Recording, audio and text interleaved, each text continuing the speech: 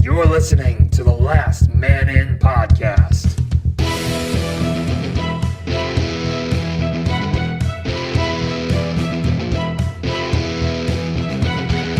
Covering Winnipeg hockey and the NHL. Scheifele dances his way in. Scheifele scores! Mike Wheeler finds the far corner. And the Winnipeg Jets win it in overtime. Woo, woo, woo. Last Man In podcast, episode 198. The original trio back in fine form. You know, we've done this before. Talking about a Jets elimination game where they lost and get eliminated from the playoffs. Have we? Yeah, We did it once. we did it once. The first year of the podcast. Yeah. Oh shit! It was Nice. about a month and a half earlier, but we did it. We did do We it. are 2 for 4. We had a funeral. We're gonna have another one today. Yeah, we're gonna air out all the dirty laundry with this team, and Yeah. obviously we have to talk about Literally the series, dirty but laundry. I haven't washed my Patrick Laine socks in like a month and a half. That's So- disgusting. Is it good luck? Bad luck? No, I washed them after the first round. Do you just have a lot of socks? Didn't wash them after the second round though. I think that was the mistake. That's the only. There was only a day in between. The laundry day just didn't match up. That's fair. And you're not gonna do laundry for just socks. That doesn't make sense. I should have. Have you ever done? Okay, this is just me being. Okay, I've learned my lessons doing laundry. I had heard it's like, oh, just put a little bit of bleach in there and it'll whiten up your socks. But I didn't think you had to only put white socks in there. So I put no. 5 shirts in there. Like, Ruined all of them. Yeah. This was a couple years ago, but all of them ruined. Yeah, I learned quite early. Like my mom showed me at like 13 or 14. I thought you were going to say 4. No, how to properly do laundry. And I was like, okay. So that's divulged into I throw all my dirty clothes in on cold, and that's all I do. Same. All at once. Same, all same. at once. Yeah, you never fall into any issues. No. You're not paying the extra water bill for the hot water for your whites. No. No. And you know what? My clothes, there's no issue. Okay, how does a hot water machine work? Because this is, in my mind, this is how it works. I know it's not like this. I thought, okay, say if I'm in the shower and I'm like, ooh, it's hot. Or I want it, ooh, it's cold. I want to heat it up. I tilt the thing because it's like a handle tilt. And then there's like a flame that flames like a big piece of metal that the water hits right before it goes down my drain. That's how I. That's and what then you it think? hits me. No. I know it's not. That's how I That's thought. how you think a water heater works. It's called Yes. a hot water tank. Yeah. Yeah. Well, no, I Like, know it's a now. tank but- that like takes in the water. does it heat up and all the heats- water and then- heats it up and then puts it through your hot water line. Yes, it only heats when you Use it. if you. But what put- if I'm having hot shower and my sister's doing cold laundry? So that it will be able to work both. it's separate lines? So It's- does it yeah, heat it's up two in the different pipe? lines.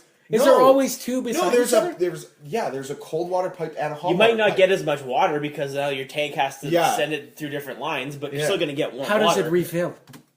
No, I'm dead serious right you now, have too. a water line that Yeah. hooks up from the city water reserve Yeah. and hooks into your house. So that continues to fill up In your your water tank. Okay. Yes. So any water that comes out of your tank gets filled up by the water reserve Yes. going in. That's why you pay a water bill. I think my way's a little cooler. Yeah. It is. Big flame hitting a piece of metal. It's also and not scientifically possible, but then, sure it is. It's a hot piece of metal. Spicy hot metal. You don't want to touch that metal. Once again, you came here for hockey, and Yeah. you got giving a you life educational lesson on how to do a hot water tank. Laundry. Yeah. No. one day, Not just laundry, how hot water works and One how day- it gets into your house. one day No. Cam should give a tip on how to apply suntan lotion and how often. 'cause Oh, no. He doesn't know how to do Okay, that. Are you kidding me? quick story. I thought once you put suntan lotion on, done. You're done for the day. And I also thought, coincidentally, later, the next day, okay, I got real sunburned that day. Next day, I thought once you're sunburned, you're done. Also done. It doesn't get worse. So I've gone to the hospital twice for like real bad sunburns. And the worst part was it was in the same month that it happened both times. And I had the same doctor at the hospital both times. And he was very disappointed in me. I still don't understand how you. I don't get your logic. I thought it was done. I thought I'm not If an you burn a outdoorsman. piece of toast, Yeah. and then take it out and then put it back in the toaster, what's going to happen? It gets more burnt. Exactly. I learned that now. Yeah, I didn't. I wish someone. That's what I'll tell my children. Okay, when you go outside, suntan lotion. are you going to put suntan lotion on toast? And they're like, why would we put it on toast? I'm like, exactly, go have fun. And then I'll let them get burnt. And they'll learn the lesson. I've never done it since. I don't go outside. That's what I learned. The sun is evil. Don't you work outside? I do, yeah. So- But it's quick. It's quick. Or I'll put on a hoodie. Yeah. I just Cam already fried all his skin, so he's You're, Yeah. you're that guy from bench warmers. hides at the table. Oh, Outside the table.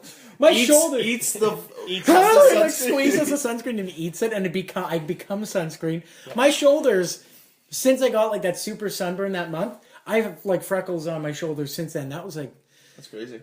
9 years ago. It happened. 8 years ago now. So, quick question. Go. What color is suntan lotion? What color is it? Yeah, like Beige? normally. Is it normally like white? Okay, what are we getting at? Like the Winnipeg Whiteout. Winnipeg Oh, Jets okay. lose Segue. to the Vegas Golden Knights. Series 4-1. That's me. Segue, just getting. Oh, Dan's getting it cranking going. up his right hand Getting it in going. audio form. Yeah. Everyone, put your motorcycle hands up. Crank your right hand. Here we go. So, We're cranking well together. thought. Yeah, you guys ruined the segues by fine. mentioning the segues. But the it's point fun. is to It's not fine. mention the segue. Let's fine. get White out of this series. Am I right? It's been a bad week, so why not just ruin everything? Yeah, burn it all. Yeah. Okay. What happened and why? Vegas. That's didn't it. What quit. happened and why? Yeah, I think we just got to rip the Band-Aid off. Talk about. I'll give you 3 things of why. Oh, here we go. I like the 3. Wait, are we going bad to good? Mix it up. Make it a Tarantino. My analysis. Why? Number 1. Why Gamora? What? What? Why Gamora? Oh. No one remembers that. Like, Spoiler! Spoiler alert. It's a joke in a movie. Sorry. Thor dies. Whoa, I did it! Whoa! Ruined it. That's I ruined nothing. yeah. I don't feel so good. Anyways. Where was I? Why? The why. Why? The why. Do you need a second, Cam? Number 1, okay. There's 3 things I think Vegas did really well. Number 1, they're fast.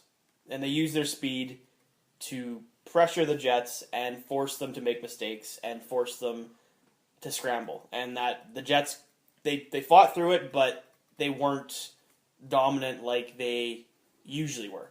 And I think the speed got to them. Number 2, they're extremely well coached. They've all bought into a system that is successful, obviously. You can't deny it's not successful now. And they've all bought into it. Number 3, they have a goalie who's playing out of his mind. The best hockey he's ever played in his career. Now, having said that, I'm not taking anything away from him. I do think there's a big old horseshoe hidden in those pads somewhere, though, because I do think he was lucky on a lot. But you have to be good to be lucky, and you have to be lucky to be good. And it's a give and take. And he wasn't good. He was brilliant. Especially in the third period of Game 3 and Game 4 when the Jets were all over them. And he made ridiculous save after ridiculous save.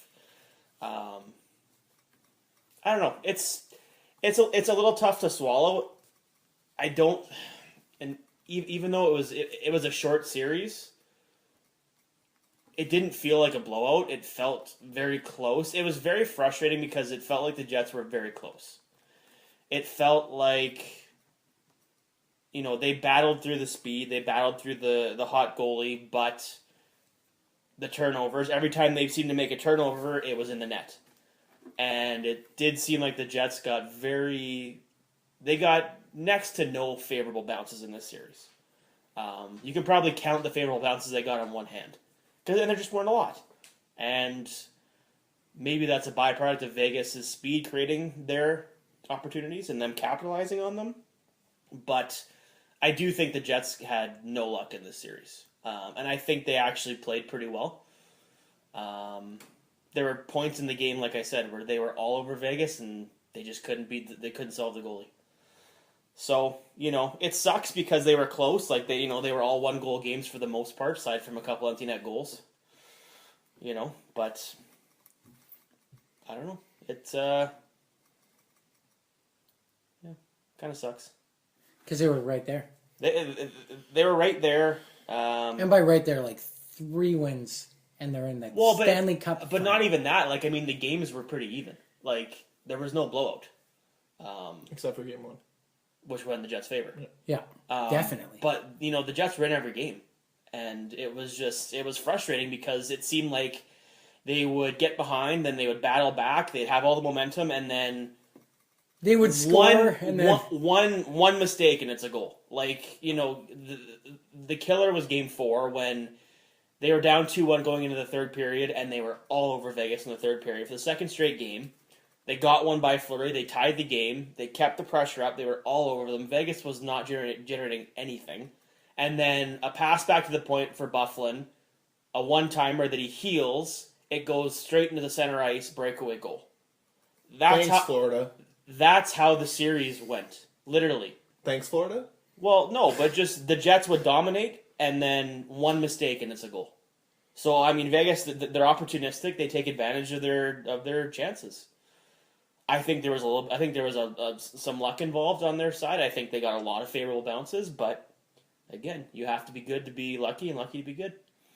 One thing I noticed in this series, because I did watch a couple games in this series, was with Vegas, it was almost like the coaching staff when they drafted their team. They had a big meeting when they were introducing Vegas to like the crowd like that week and all that, and they were like, "Okay, guys, skill wise, we're not going to beat anyone." Maybe Carolina, but we don't know. He didn't say that. But I felt like they said, okay, everyone work on your cardio, run a marathon a day. And they're like, why are we running a marathon a day? And it's like, because the only thing we're going to beat teams on is we're going to be faster than them. And even if they're faster than us, we're not going to quit ever. And so those favorable bounces turned into them they were there. So it's not like it in most other series or even in Nashville, like a loose puck. It's like, okay, well, there's going to be a chase for it. They already had when Buff missed that, or was that he healed it? Yeah. When he healed it, Riley Smith was already behind him at the point that he was healing it, and then the puck, it was only Riley Smith and him. That's it. And he was already past Buff, so it was him and Hellebuck. That's who he had to do. I've never seen a team until Vegas that's been so aggressive on the forecheck, but then every guy gets back and defends. Yeah, because of team mentality. They bought in. Usually it's one or the other. You hang back or you press because you just can't do both. But yeah, it was their speed is suffocating. I don't know what other way to. And it's like you said, skill wise, I don't think they're the better team in this series. Oh, on paper they're not. Any team they line up against almost the entire year they weren't better than. Exactly, and it's speed, it's coaching, it's And that's why it's frustrating because you don't feel like the Jets got robbed, but you kind of feel like, they lost to a weaker team. You want the Jets to have their attitude. Well, and you just, and maybe we shouldn't think of Vegas like this because of what they've done, but I don't know. For me, it's always you look at the roster and in your head you formulate an opinion on the team. Right. And I still look at that roster for that Vegas team, and I don't think it's anything special. I really don't. But they've shown they're in the Stanley Cup. They've shown that it doesn't matter who's on that team; it matters how they play. The year is 2018. Las Vegas has an NHL team first year in the Cup final. Well, you wouldn't be able to give me $1 million to say that 10 years ago. In the Cup final, and they beat. I mean, they never mind in September. Yeah, let alone September. Exactly. And they've beaten good teams in the playoffs. Yeah. I don't know, the way Vegas wins games, and when you look at the underlying numbers, you just think it shouldn't be sustainable because the Jets outchanced them, outshot them. Vegas loses in every category. They lose almost every offensive category, but they win. And they win by a goal. They win close games, but they're totally comfortable doing that. And that's why it's frustrating because I don't know. And I know a common thread on social media is people saying, oh, well, this is rigged. The NHL has rigged this for Vegas to win. They were given too much. I don't know how you make that argument. It's the same people that made the argument that the Vegas wasn't going to surpass 60 points, so I don't take those people seriously. But like we just said, how... That was us. But no, we can look take at our the opinion roster on seriously. paper. The reason why we can take our opinion seriously is because we formulate an opinion saying that roster looks like hot garbage compared to what they could have had. And none of us in this table are saying, well, they got a very favorable... none of us said that because none of us are saying this team's gonna suck. So that's why for me, for people are flip flopping. So for people at this point, even after they beat the Jets, to say, "Oh well, they were given too much," How? There's no way this roster should be as good as they are. So that argument holds no merit. And they didn't even take the best ones available. No one would have been able to This is work ethic, and this is playing a team system, and that's what they do. No one would have guessed that Derek Englund would be a top 4 defenseman on us. Well, he's not. But he's a top 4 defenseman on their team. Well, exactly, but he's not. But he's proven it night in, night out that he's competing. Let's not overlook noted playoff performer Nate Schmidt, #1 defenseman. Dude, he's good. Scratched 20 times by the Caps last year. Yeah, but you know what? He played in the playoffs for the Caps last year, and they got way better. He was really good. Let's also talk about the fact that Alex Tuch is He's good. something else. Okay, we'll give you Alex Tuch, but you have to promise to take Holland. They're like, wait, what? Yeah. No one's talking about that. Is Dale Talon in the room again? Everyone is talking about, how could they give up Riley Smith and Jonathan Marchessault? Understandably, why they want, the thing is it sort of makes sense, because you're like, well, they wanted the money off the books. Yeah. They thought Marchessault was once in a season. They didn't think he would be that consistent, and maybe he's not going to be. But giving him up, okay, those are bad moves. Giving up Alex Tuch and Eric Holla, who are very good hockey players, They'd be to almost on any protect team. Matt Dumba, who, in my opinion, I don't think cracks top 4s for a lot of teams. The only reason why is I think he shoots right. Yes, but to be fair, Couldn't tell Alex Tuch hadn't played an NHL game, so you didn't know what he was. But he was a prospect. Why are you giving away a free prospect to say, please take this top 6 forward from But us? nobody could have thought that those guys would be as good as they are. I'm sorry, Eric Hollis showed last year that he's good. Yeah, now. but Eric Alex Hollis- Tuch. Yeah, but he's what? He's a 6 in a top 6 at best. I didn't think Alex Tuch would be this good yet. Honestly, Eric Hall is a second line or third line center, the same as Brian Little. But it's not like they gave up star players. But with Alex Tuch, it was a prospect that I never saw him being this good this quick. But I also looked at that and said, why are you giving up a guy that you don't know about to say that, we're going to protect from this defenseman where you already had a wealth of good D on Minnesota? You could have lost Dumba. What hurt them in the Minnesota series or in the Winnipeg series wasn't defensemen. Part of it was that, but more or less likely it was because they couldn't keep up to Winnipeg in any sense of the word. Well, what would have helped? Alex Tuch having no Ryan Eric Hall. Suter and having to rely on Matt Dumba. If they didn't have him, that would have been a blowout. He single-handedly ran that decor without Suter. Not too very. I get what you're saying, but success. I don't think any team gave up anything that they went, that guy's not gonna, Except Florida. Jonathan Marchessault was a second line center up until last year was the first year he ever maybe was a top 6 forward. Riley Smith had a really good year 2 years ago and then a really bad year last year. And got paid a lot of money. I agree that, getting both of those guys, it doesn't make sense, but The only team that got the only player that they got a decent the one argument I'm seeing a lot of is, it's not fair that you only got to protect one goalie. You should have been able to protect both goalies. In what world is that fair? So they're just arguing because then Pittsburgh could have hoarded Marc-Andre Fleury and Matt Murray there, which makes no sense. Yeah, it worked out, but they also had to do a side deal for that to be able to be possible. Because we have to remember Marc-Andre Fleury had a no movement clause at the time. But we also remember that a year ago, people were begging Marc-Andre Fleury to be taken out of Pittsburgh. People didn't want him there. So he led them to the conference finals, and then Matt Murray comes in, plays adequately. I still believe Marc-Andre Fleury is a better goaltender today than Matt Murray is. But it's easy to... And it's absolutely easy to asinine why you give that on up. it now and look at that and say that. But a year ago... I said it last year. Well, that's not how other people thought. I said he should have won the You're taking out a Conn Smythe goaltender because that's what he was playing like last year in the playoffs, and you're saying, here, sophomore goalie. I still don't think... I think Matt Murray is as good as... who's the guy I don't like on Chicago? Corey Crawford. Corey Crawford. Hey, you know what's funny? They're both 2-time Stanley Cup champions. They are. Good for them. They Fleury played could be with... a 3-time. Back. Could be They 4-time. played with... Well, he's been a 4-time, but he'd win 3 straight. Could. But they've been the products of what's in front of them. I don't think... it could be biased, but I don't think Matt Murray or Corey Crawford are that amazing goaltenders, especially when you look at how great the other goalies are. But you don't... I've never seen... seen... exactly. I've never seen... and I don't know. probably won't ever happen where Corey Crawford or Matt Murray have to play the way Marc-Andre does, because if someone has to rely on them like that, they'll show pretty quickly that they can't do it. Marc-Andre Fleury used to be the goalie that was a sieve in the playoffs. He's shown the last 2 years, not only should he have stayed in last year and probably won Conn Smythe, he's going to do it again this year. Regardless if they win or lose, unless they get blown out, which probably won't happen, there is no doubt in my mind Marc-Andre Fleury is the Conn Smythe champion. I'm not disagreeing with you. I'm just saying a year ago people didn't want him in Pittsburgh. I'm saying it's easy to sit back now after all the success and say, yeah. Just like it's easy for us to sit back now and say, look how good some of these players are, when a year ago we're like, that team's awful. William Karlsson? I'm going to be upfront with you guys. I didn't even know he was an NHL player until this year. How about Ryan Reeves? Oh, this is the best story of everything. Okay, is it the Don Cherry Ryan Reeves? No, this isn't the Don Cherry Ryan Reeves. This is the Ryan Reeves story. I'm gonna poop on this parade pretty fast. Okay, so I know he scored the series winning goal. Well, that's not what I was but he literally did nothing the whole series.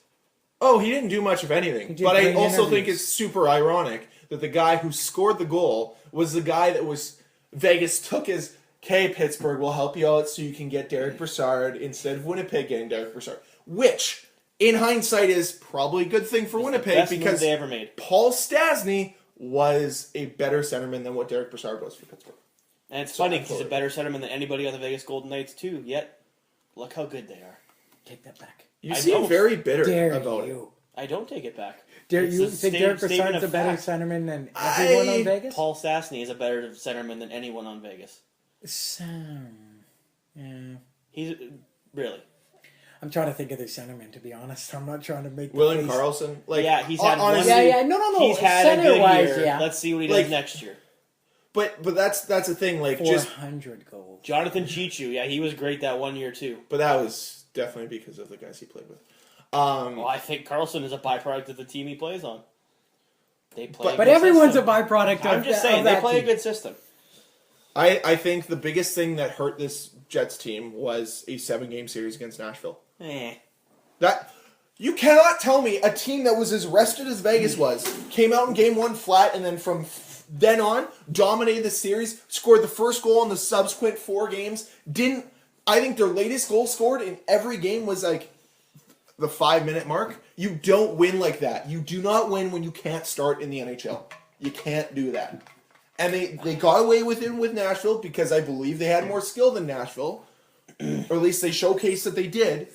So they were able to get away from those. They have more skill than Vegas does, too. Yeah, but Vegas skates a lot differently than the way Nashville does. That was Nashville's more physical. I don't think that... I mean, you can make the argument that the Jets retired, but I don't think so. I don't think they played that bad. And it's going to look bad because it was a 5-game series, but really... They didn't. They started slow in a couple games, and honestly, it was a couple...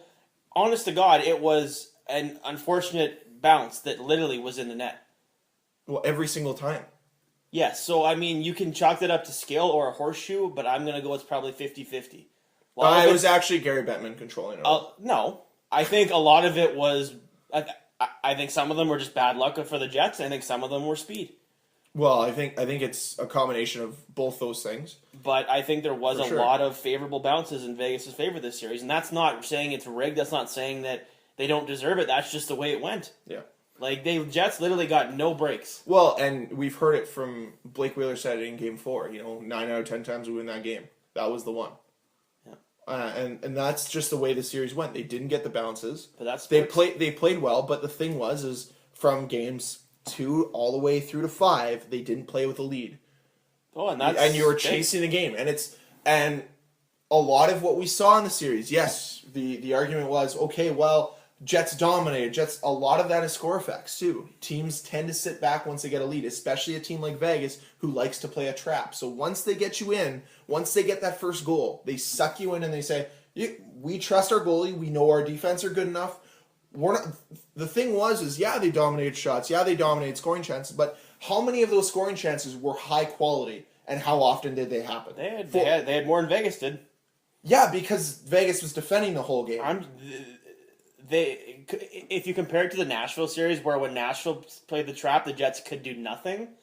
When Vegas played the trap, the Jets had a lot of chances, and they had some really good chances. It's a different version of the trap. It's not the same. Like they essentially the way that Predators played is they played a neutral zone trap, whereas Vegas basically didn't let the team penetrate to the middle of the ice. Anytime Winnipeg got any middle of the ice penetration, they more often than not scored. But there was that miraculous game 3 when the 2 saves on Scheifele within 5 seconds of each other. Like that was probably the saves of the year. Like, and then you also had the one where Perreault didn't raise it above his pad. I mean, the Jets also rang a lot of shots off posts. But I'm not here. I'm not trying to attack. I'm just laying out the facts of the series. That's what it came down to, and I think they frustrated the Jets, and I think that.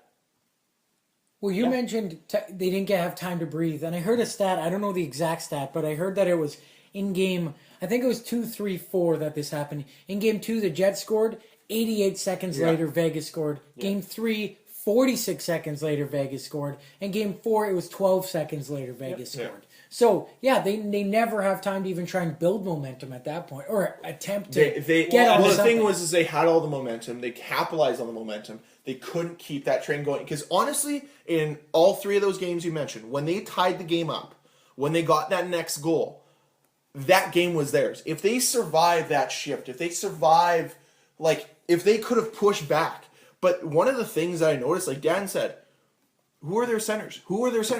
They were winning more faceoffs than Winnipeg was. And that was a big thing too. And people want to harp on, faceoffs don't matter. It matters in a game like this when you just worked your ass off for 8 straight minutes to get that goal, and then all of a sudden the puck, you go up, you face off. Vegas has hit a reset button, and this is coaching. This is a mentality. Whereas they don't really give a crap if they get scored on, because they know they can get it right back.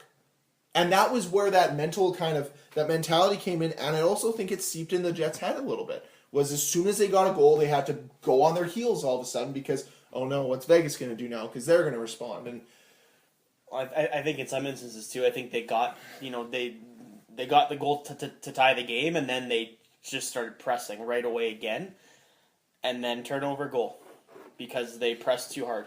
And I do think the way Vegas played, it threw the Jets off, and they couldn't get their system going. Well, and they didn't look like a good team because there was so much pressure on them. They couldn't make a good pass. They couldn't get the puck in. They couldn't keep the puck for a lot of the series. One of the things I read from one of the guys I really like, writes with The Athletic, is he said that Jets have had issues with fast teams all year, that they just can't. The way they play doesn't match up well against it. And fair enough, it probably doesn't match up well against any team in the league, to be honest. That's why Vegas is winning. They're not necessarily more skilled than the other team. They just match up very well against the other team with the way their style works. And maybe this is a new trend we're going to see in the NHL where guys, there's less of those, Matt Martins and Chris those types of players, and it's going to be all speed, 4 lines, which we've already seen a progression of how deep a team needs to be to succeed. There's no more fighters, there's no more grinders, really. Which is ironic because a fighter grinder scored the series-winning goal. So that's ironic. But I think Ryan Reeves can play hockey. I think that's the difference there. 2 things. One, Don Cherry he can said... skate if that's what you mean. Don Cherry said the reason Pittsburgh didn't win the cup was because they traded Ryan Reeves. Oh, yeah. Second, just to hop on the game changing. I'll use the NBA. You know the year 2 years ago where Steph Curry and the Golden State Warriors shot the lights out and had 416 3-points made, and Curry went 76% from the 3-point line. Yeah. That following NBA draft, the average height when Curry got drafted was, I think it was 6'8". The following year after Curry and the Warriors did that, the height average in the NBA draft dropped a full inch, which means guys were getting drafted who were below 6 feet. 3 or 4 guys got drafted. They dropped the average height a full inch just to adapt because the game is now going just in NBA. So, but if Vegas does win the Stanley Cup, there'll be changes. I mean, when Pittsburgh won the Cup 2 years ago, it was all about the flip. When you're in trouble, you flip the puck up above everybody's head in center ice, and you chase it with speed. And now every team does that. And Pittsburgh that first year, they used their speed, and now Vegas is using even more speed. So, and then you also the game's going to get even faster because you look at the way teams tried to model themselves after the 2011 Boston Bruins. Get guys who are tough and can play hockey. Throw them on your lineup. the Lucics, the Charas. Those are the types of guys you win with. It's working out great for the Oilers. Well, exactly. But the other point I was going to make is I can see a huge trend shift in the NHL in the next 2 to 5 years where one of the guys that's been steamheading this for a while has been the Tyler Johnsons, the Andre Platts, the shorter guys. These guys that get passed over. One of the best examples right now is Braden Point, who is having a killer playoff year. He is the epitome. There was one play in the Boston series where he went down on Chara, sloughed Chara off. Zdeno Chara probably has a foot on him, or close to it, and went around him because he was faster. And that's, I think, speed is what it's going to be. And this is... Chara's also like 40 years old, though. It was elder abuse. I was going to say that. It was elder But abuse. he's not nearly the Chara of 2011. True, but he's just saying the size gap. No, Yeah. Tall guys are pretty slow, too. But here's like the Blake thing. Wheeler, one of the slowest guys in the league. Yeah, definitely He's not. slow. He's not as fast as he was, but... Well, I mean, he probably doesn't is. fall as much. North, south, He one of the probably fastest. still is as fast. The thing is, all these young guys coming up are so fast now Yeah. that... I think speed is going to be the name of the game. You're going to see a lot of shift in the way teams are made, not just because of what happens with Vegas, but just a shift in that sense. And it's very interesting because when Vegas happened very fast with their expansion draft and everything like that. And we're going to move on in a second here and talk a little bit more about the Jets, but it'll be interesting to see the way teams set themselves up for Seattle in 2020 because there's some big decisions to make on a lot of big teams where Seattle could actually become a better team than what Vegas is off the hop, off of what they get, because there's just so much more talent in the league. And I said that I didn't originally like expansion. Clearly there's enough talent to go around right now. And also the other thing is as Now good they as have this to make it Vegas to the Cup final. as good as this Vegas run has been, I still don't. They might not make playoffs next year, and that's just the way. How it dare goes you? sometimes. You're going to say that to Captain But- Eric Carlson right to his face? Yeah, well, and if they assistant get- if they- captain Jonathan Tavares. If they get How both dare those you? guys, it's totally different. But here's the other thing. Somebody made a really good point, and I agree with them. I was super against putting hockey in Vegas. I was super against the expansion, everything like that. But someone put a tweet out and they said, some 6-year-old kid is sitting in his house in Vegas, just watching the Vegas Golden Knights in their first season go all the way through the Western Conference, go to the Stanley Cup final. And he put a $5 prop bet on it with the birthday money. That $6-year-old kid Yep. Austin could be the Matthews. future Austin Matthews or Connor McDavid of this league. So this is what it's developing, and you know what? It is a true culture. Now with the success they have, they're able to build a true culture of hockey fans there because the Golden Knights are going to be the ticket. Because as good as the Raiders are going to be, or whatever the Raiders are going to be, you don't know if you're going to ever have that. And there's already a culture of football built there. You've now built a culture of hockey, and it goes along with winning. It goes along with happiness. It's something that I don't think was ever been able to be built in the Coyotes, in Phoenix. Even though those teams went to the conference finals, even though those teams were in the playoffs consistently, there's something different about this Golden Knights team. There's something different about Vegas as a city. And I can see there being a huge adoption of hockey in the desert with Vegas. So I have to say one thing, though. A human knight cannot cut a Jet in half. oh, What? the That intro was to Game 3. You know how, like, for the pregame intro Yeah. for Vegas, they have a guy come out on the ice wearing a knight's uniform and he has a sword, and, like, they'll have, like, in the first round they had a guy come out dressed as a king, and they had, like, a sword fight, and then the Vegas guy, like, killed the king, and he's like, yeah, I slayed the king. And then in the second round they had a guy dressed up as a shark, and then it's like, oh, the knight slayed the shark. In round 3 they had a guy come out as, like, a fighter jet pilot against the knight, and then the fighter jet pilot gets, like, sucked into the air on, like, some rope, disappears, and then they have, like, this, like, jet plane, like CGI'd onto the ice, and it's at one end of the thing on a runway, and then the knight's at the other end, and the jet's, like, revving its engine, and then the jet shoots at it, and the knight just does this with its sword and cuts the jet in half. I'm like, okay. It's awesome. It That's was awesome. BS. It was pretty funny. So That's literally what they did. I'll tweet it. I'll find it and tweet it. That So sounds ridiculous. I would love to know how a knight will slay lightning or a capital, whatever a capital is. well, it's going He's to be gonna an cover eagle. himself It's in going to an be an eagle. eagle. Okay, it's going to fine. be an eagle. They can't kill an eagle? I know they can't. That's an American crime. Like, that's a Fine. crime, Fine. right? For sure. How lightning? The knight goes to hit it with its sword, electrocuted, dead. Yeah. How do you comes know just Lightning? as a He then- human tire. No, he then uses Runs the over the no. lightning. The lightning strikes the sword, and he absorbs the lightning with the sword. What is he, Boom. Thor? Yeah. Yeah.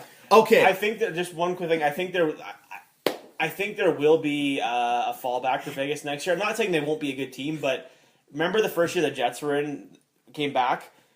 They had one of the best home records in the league because teams didn't know how to react to the atmosphere here.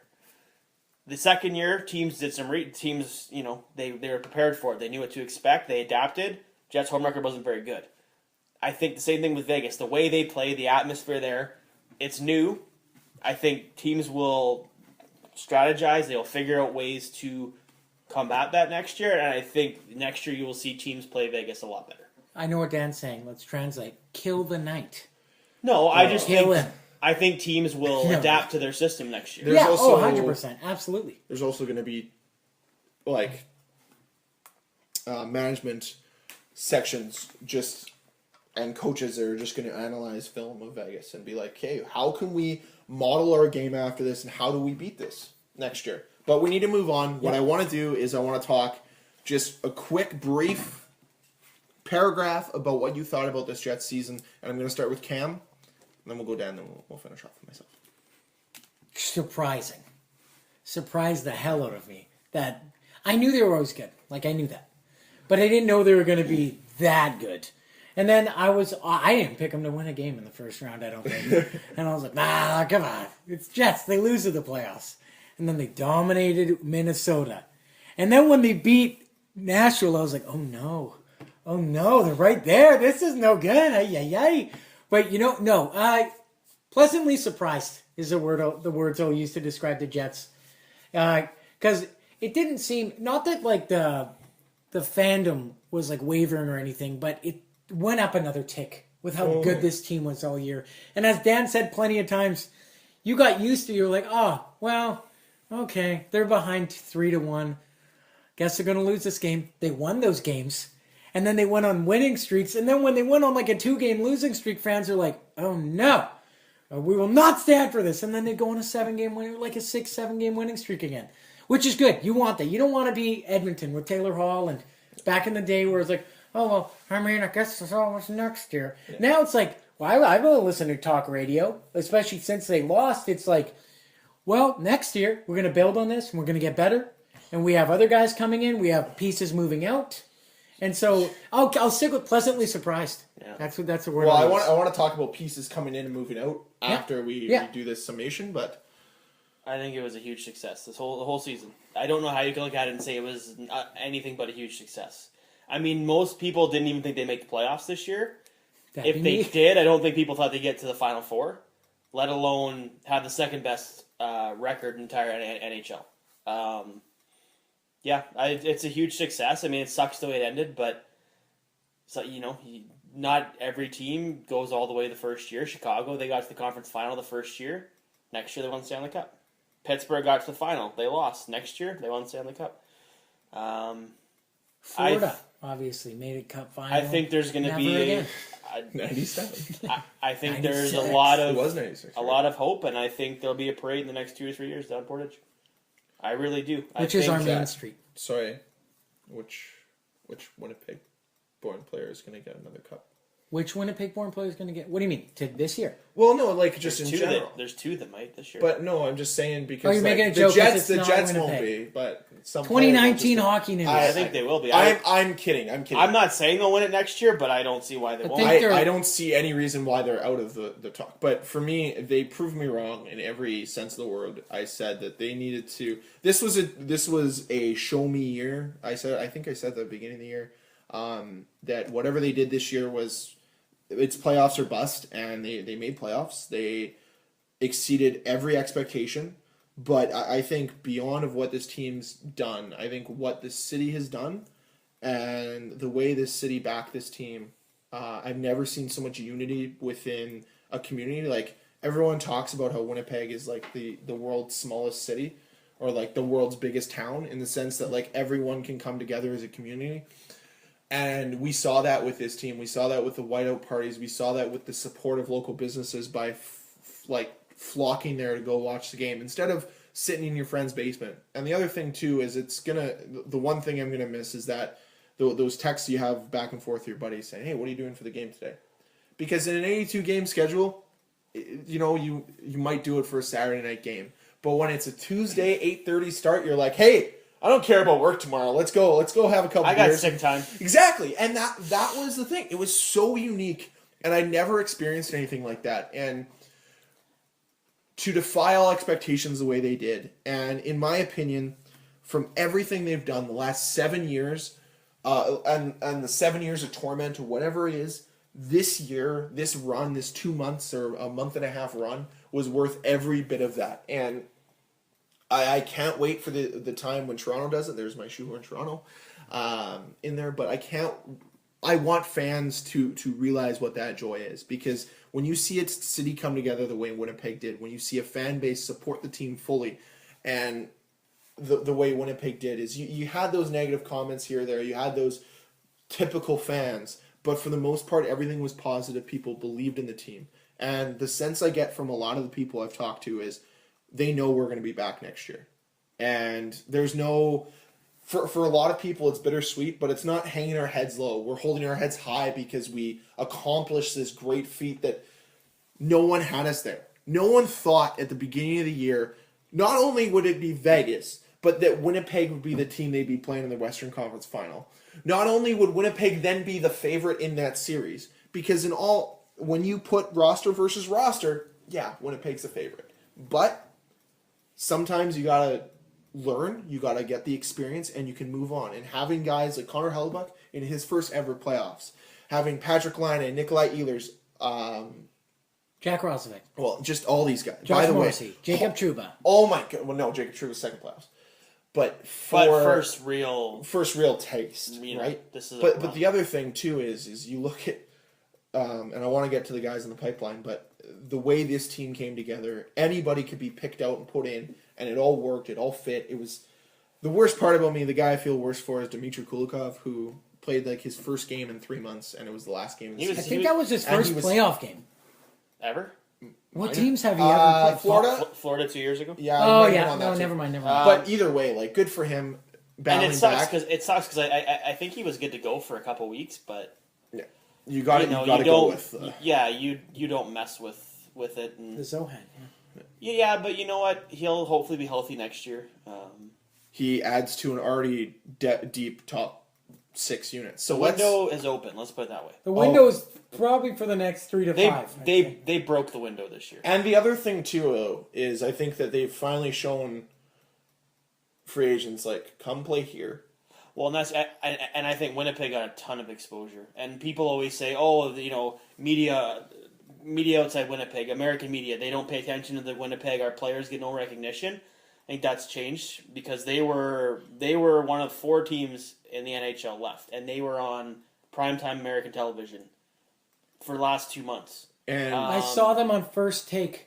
I think you will Stephen A. Smith said out of his mouth the Winnipeg Jets, and I was like, oh my god. I think you will see a lot more recognition for them, for their players, and for them next year. And if honestly, Dan, and I'm going to say this in all honesty, and this isn't me throwing a shot at you, if in 2010, we both Cam and I were at your house, and Alex Burmistrov just scored a stupid wraparound goal. If I told you in 8 years this team not only would be in Winnipeg, but would be in the Western Conference Final, I don't know if you'd believe me. I would.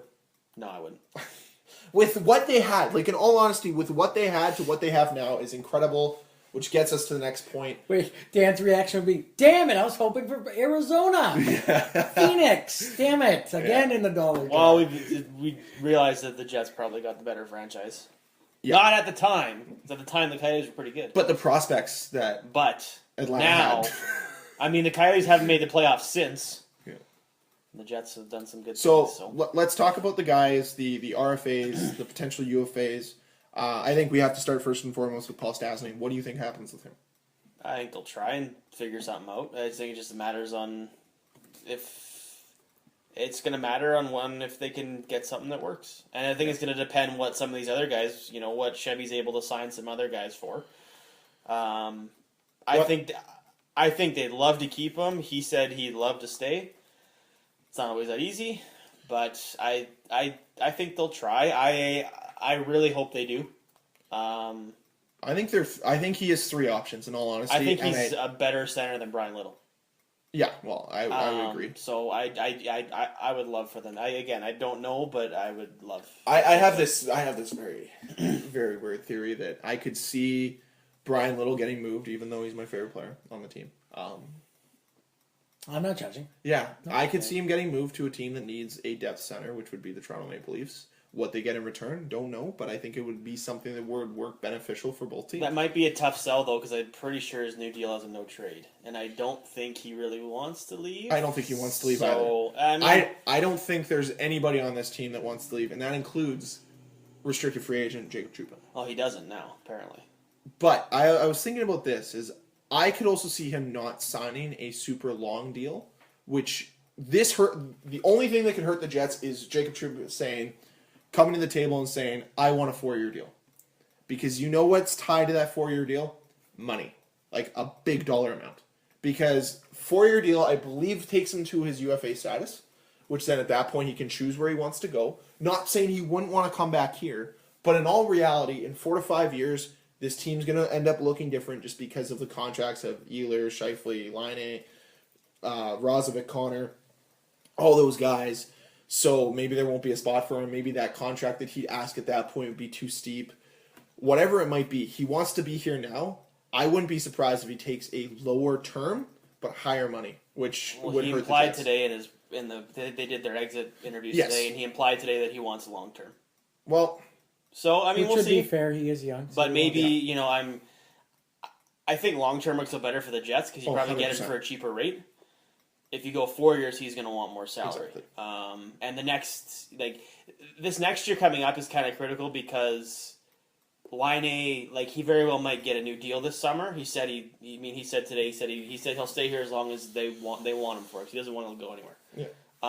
So he very well may sign a new deal and then it doesn't kick in for a year. So they have kind of a year where This is their they biggest might have a summer, little bit of wiggle room. So yeah, if they can sign Trouba long term, I think it helps. Yeah. No, I agree. I'm not saying it doesn't, but part of me believes that might be something that he'd be leaning towards. But they have such a crucial summer with depth guys like Adam Lowry needing to be signed. I think Andrew Kopp needs to be signed. Armia, Tanev. Basically, their whole bottom six are You have up. Connor Hellebuck that needs to be signed. You have Josh Morrissey. They have a big summer with a lot of money that's going to be thrown at these players. I don't think they're going to be huge players in the UFA market, to be honest. They don't have the room or the they don't have the spots. They have no roster space and no cap, and they're gonna have no cap. So anybody they lose, I believe there's 2 guys that are probably poised to take their spots, which is most likely going offensively. Well, you have Marco Dano there, but I think that obviously Jack Rozovic, the other guy, could be Vasilinen. Already? They might. Well, They didn't even sign him yet. No.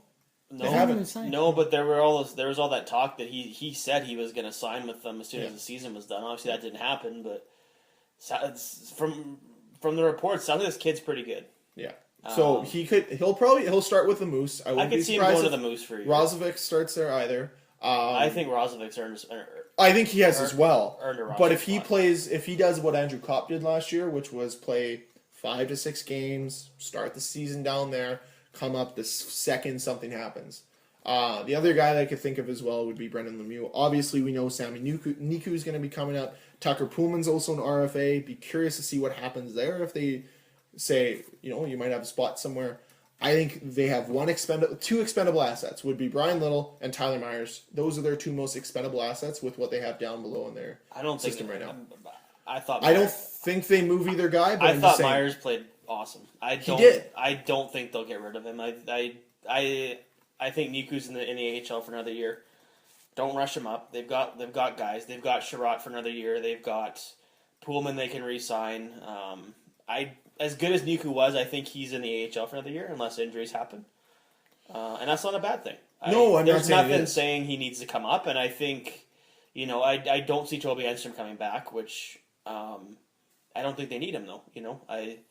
You've got Trouba, Morrissey, you've got Bufflin and Myers, and then you've got Sherratt and Kulikov.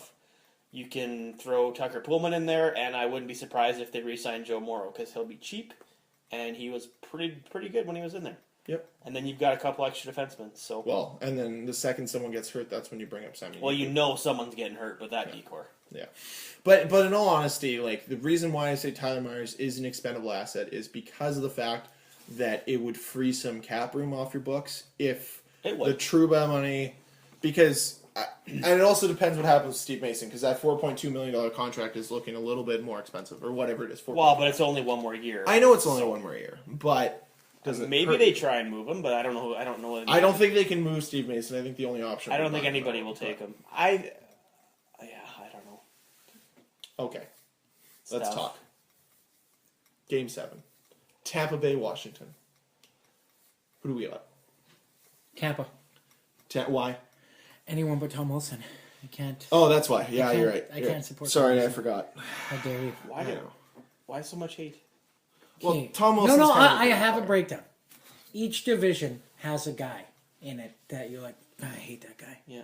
In Central, it's PK Subban.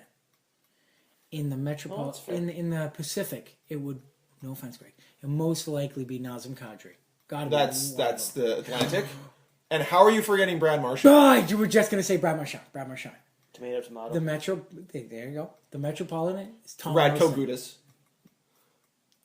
He doesn't play enough Gudas. games to qualify. I don't know if he's the It's different. biggest, but he's definitely an idiot. Well, Tom Wilson is an animal. I can't support him.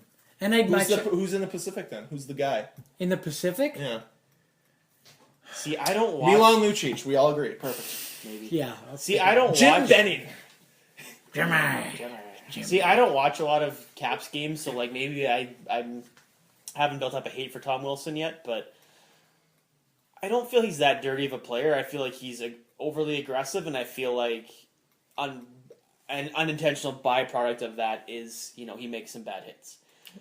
But I don't put him in the same vein as a Marchand because I don't think he's dirty. Marchand's like that sneaky slide dirty. Kadri's like that.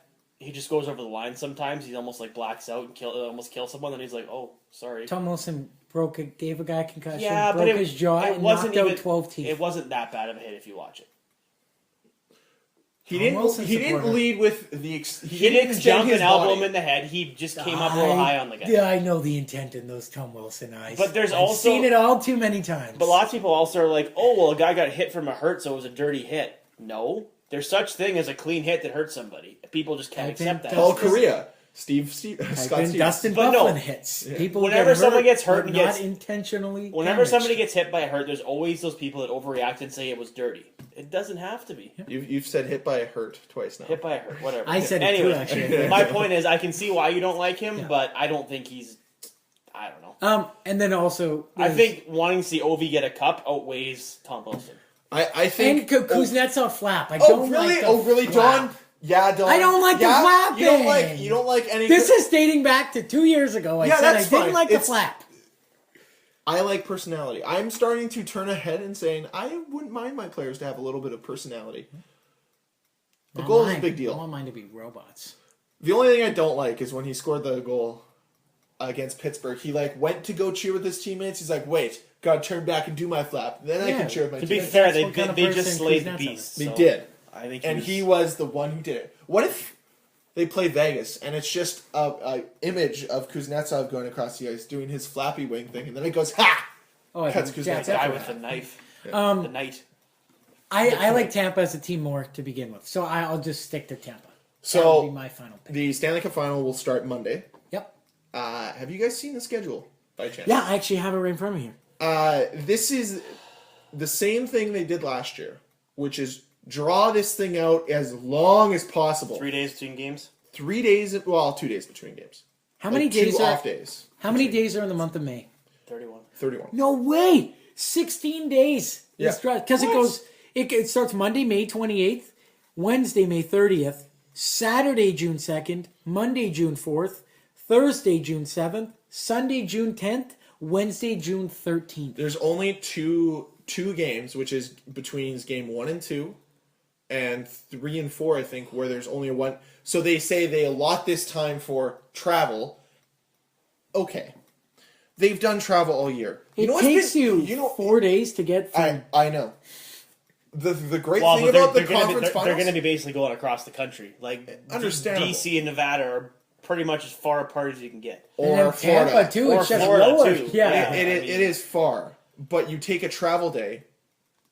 You leave after your game, you take a travel day. Like, I get where they're coming from. They don't want to be tired, but it's nonsense. They're both doing the same travel. They're both doing the same distance. I'm going to level with you guys.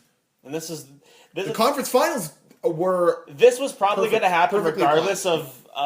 of the schedule, but if the Caps are in the final, I might watch a game or two. If they're not, I honestly probably won't watch it because it just does nothing for me.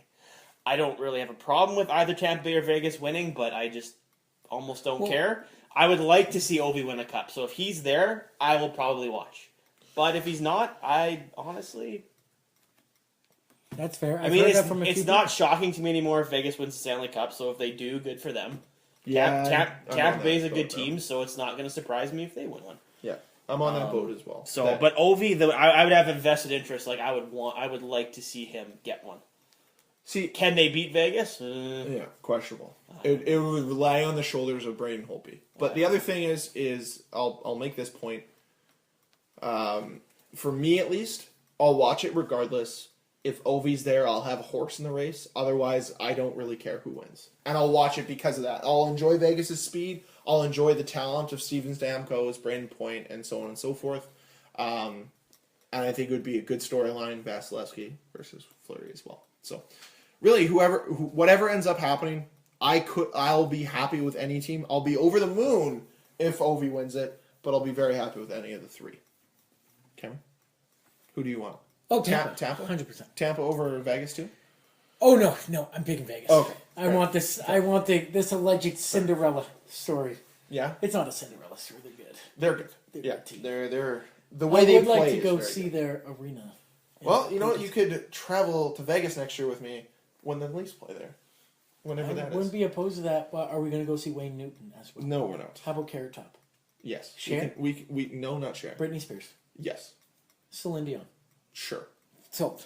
This is this is already like $100 a show, basically. I want to see Carrot Top 100%. Carrot Top would be sweet. And if I'm going to Vegas, I'm going to see Mr. Vegas, Wayne Newton. I'm not seeing Wayne He looks Newton. like a human. You know what? That Ken night, doll. I'll go to the club, get drunk by myself, and then I'll come find you and bring you. Yeah, home. we'll go get some In-N-Out. Yeah, do they have that there? They have that. Did you there. get it when you were there? I did not. Come on. I know. Did you get it when you were there? Did you go to the Heart Attack Grill? Either. I've walked by it as well. Never eaten there. I don't want to get spanked. I'm afraid. What do you of mean it. get spanked? If you don't finish your food, they paddle you. Well, finish your food then. Yeah, it's a lot of food. It's called the Heart Attack Grill. Dan gave me a look, and I know it's going to be a lot of food. Okay, so now let's move over to some news. Minnesota is hiring their new GM, which is Paul Fenton. Looks like New York Rangers have their new coach, which is the Boston. Oh fuck, I'm gonna. Yeah, Boston College. Yeah, coach. That obviously hasn't been 100% confirmed, but looks like that's what's happening. And then, last but certainly not least, Lou Lamoriello signs with the New York Islanders in a desperate plea to try to keep John Tavares. They met 2 weeks ago. It's already happening. Collusion. Yeah, I'm shaking my head. No way. Tavares to Vegas. What if it's all swerved by the Maple Leafs and they let Lamoriello go just so he could go to New York? He'll give them the false hope. He's like, yeah, Johnny T, I got him in the bag. Technically, and then in actuality, he doesn't even talk to John Tavares. Is this a Derek Jeter like, Miami Marlins? He's like, John, Toronto, they're going to win a cup in 5 years. Go. Well, and then the other thing was Mark Hunter and the Toronto Maple Leafs decided to mutually end their relationship. Well, Kyle Dubas is a dickhead. Will Leaf players be allowed to grow beards? Yes. No. Most likely. Are they going to switch numbers? Probably. Yeah! Here's my argument is I want to see William Nylander wear 62 as much as the next guy. No, 92. He's worn 92. He wore it in junior. What number is he now? Oh, he's 29. He's 29. He'll wear 92. The problem is... Nasty. That's an Insta jersey for me. Of course. Marner doesn't change his jersey, I don't think. You might see a couple other guys change their jerseys. But here's the point I'm going to try to make here is a lot of people are pissed off that the Leafs lost Hunter. That Shanahan made the wrong decision by keeping Dubas. A lot of what I've heard was Hunter did not want to work with Dubas because he's too young. If you have a problem with someone and it's their age, and you're saying that, well, I should be in your spot because I'm older, there's something wrong with you. I don't want you in my franchise. Now, that might not be the way Mark Hunter's thinking, but the other thing is they both wanted GM jobs, and they gave it to Kyle Dubas, who they felt was the protege, the one that they were grooming into this position. So I'm not really upset Mark Hunter's gone. He's leaving to go to a junior team. Junior. The team that he owns. There's some people start their careers. The people start their careers there, i.e. Kyle Dubas. Not at London, but what the hell? Yeah. But I guess he owns the team, so it's different. Yeah, I don't know. I guess his dream right now to be a GM in the NHL is cut short, but he also has this non-compete phase right now where he can't do anything until after the draft, until mid-July. Yeah. So there might be some news come up That's then. just hushy. But there's also a lot of teams that don't have a GM vacancy right now. One of those teams was just filled with the Wild. I don't really see too many. Carolina just had their guy too, I think, didn't they? For what, $20 an hour? I think it was $25 a day and you get a free soda pop or something. That's a pretty good deal. But it's not name brand soda pop. It's RC Cola. And they just give you the RC Cola, the mix, and you have to buy a soda stream to actually get it going. Yeah. They give you just the syrup. Have you ever had just the syrup? No.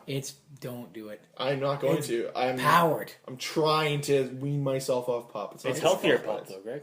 I don't care. Not the pure syrup, it isn't. Well, no, but if you make the machine the way it's supposed to be made. Syrup, it sucks. So last thing before we finish today's episode is obviously the Memorial Cup is on right now, which has the Quebec Major Junior team. I'm going to... Acadie Bathurst Titan.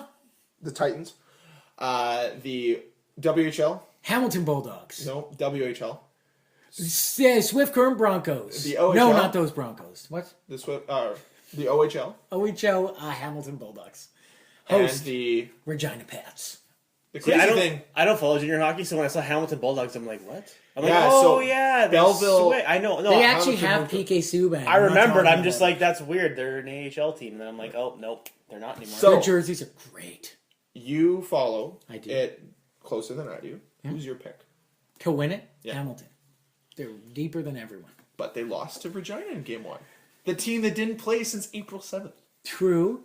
They had a lot of rest. Hamilton was a little beat up. Yeah. But also, they scored 30 seconds up. Doesn't matter. I think the best game of the tournament still goes to 8-6. Regina. 8-6. 8-6. Nice. Yeah. Acadie plays, the QMJHL team plays exactly like Vegas does. They don't have superstars. They have a few okay guys. They do not stop skating. They run you into the ground. Yeah. Yeah, but that's the Q in general as a league. They don't necessarily hit and all that.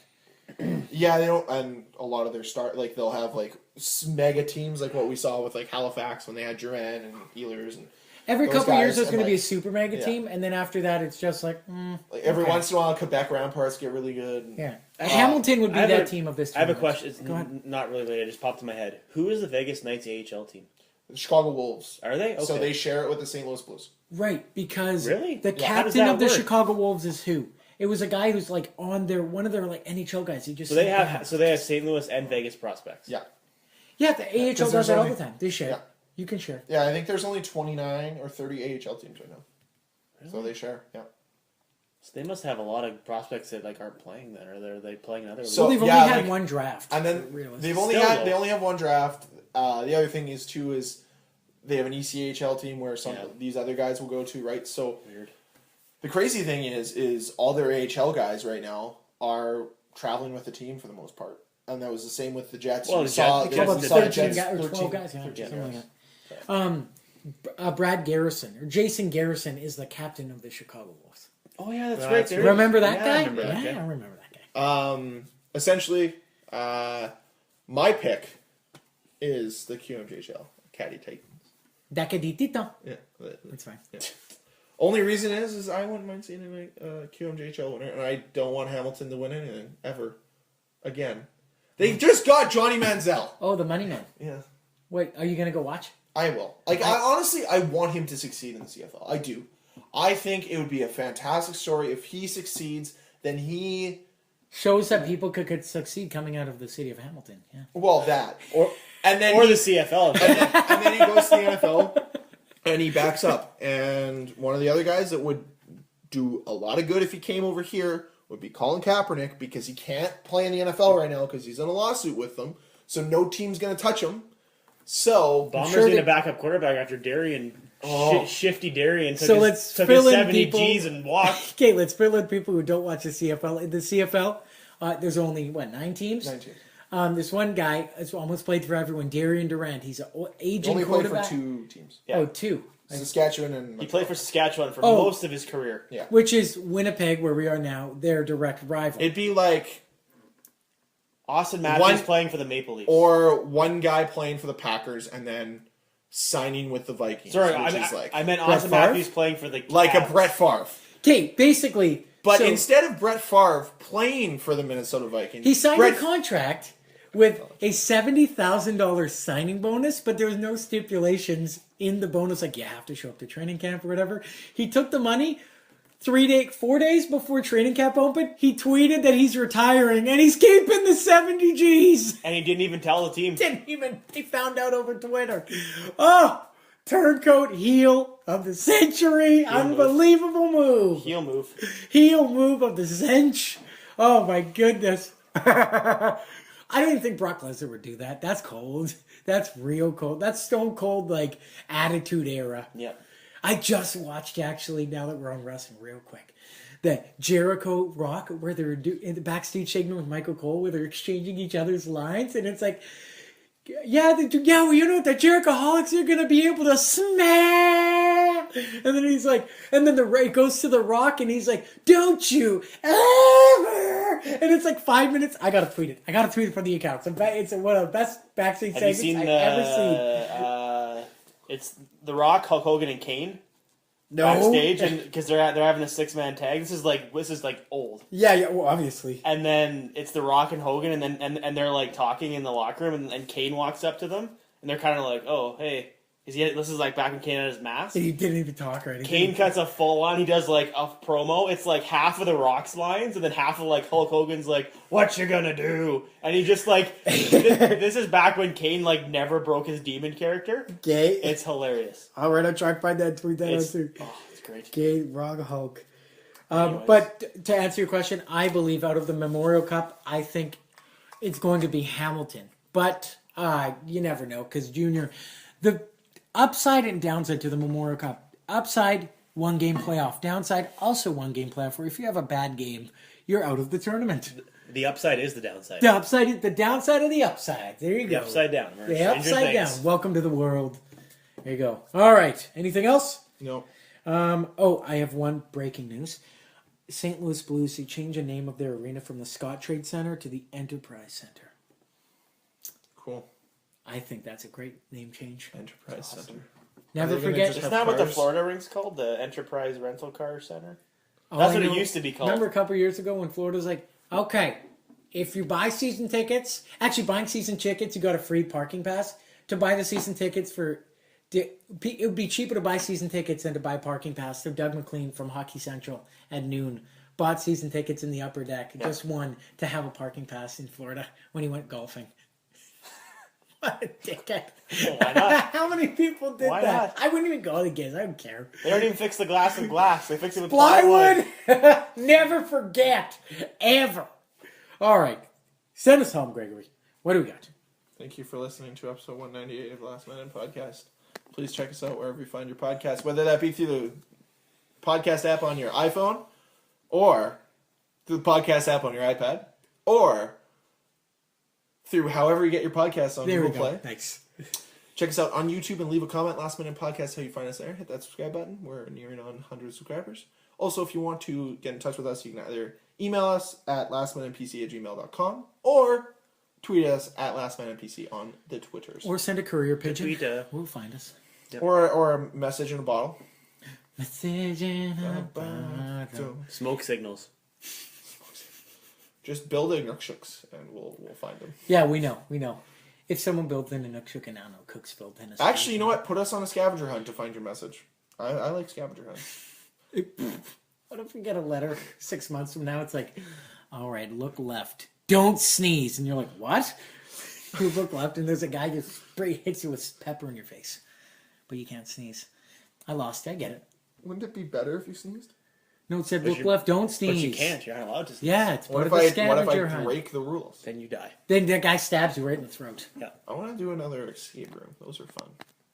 Which escape room did you do? Submarine. The submarine? You should do.